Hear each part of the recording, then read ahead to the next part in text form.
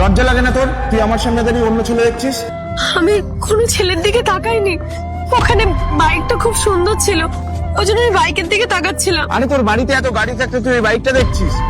আমি তোমাকে সত্যি বলছি, আমি ওই বাইকটাই দেখছিলাম। আরে শোন, তোদের মতো মেয়েকে না আমার ভালোই চেনা আছে।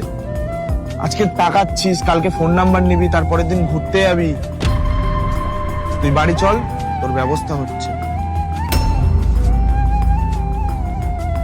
আরে তুই কোথায় যাচ্ছিস আমার সাথে?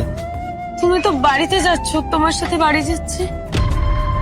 আমার সাথে যাবি না, পায়ে হেঁটেই আসবি তুই। আমি কি করে পায়ে হেঁটে যাব? আমার পায়ে চোট লেগেছে, তার উপরে তুমি আমার ফোনটাও নিয়ে নিলে। আমি কি করে এতটা পথ একা একা হেঁটে যাব? তুই 10 কিলোমিটার পায়ে হেঁটে বাড়ি ফিরবি, এটাই তোর শাস্তি। তারপর তুই বাড়িতে আয়, তোর মজা আমি দেখাচ্ছি।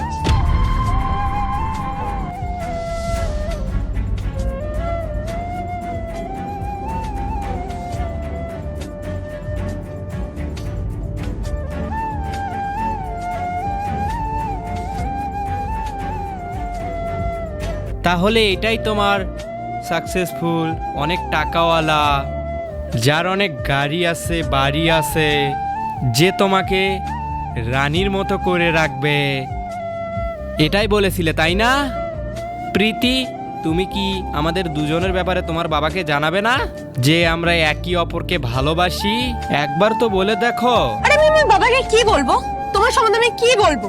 যে আমি যাকে ভালোবাসি সে মোটে 40,000 টাকা ইনকাম করে, এইভাবে সে আমাকে খাওয়াতে পড়াতে পারবে তো? আমাকে সুখে রাখতে পারবে তো? বাবা এটা শুনলেই না তোমাকে রিজেক্ট করে দেবে। এরপর কি হলো সেইটা দেখার আগে তুমি যদি এই দুইটা ছবির ভিতর থেকে যে কোনো একটা ছবিকে ভালোবেসে থাকো, তাহলে ভিডিওতে লাইক করে চ্যানেলটি সাবস্ক্রাইব করে দাও আর কমেন্টে লিখে যাও আমিন।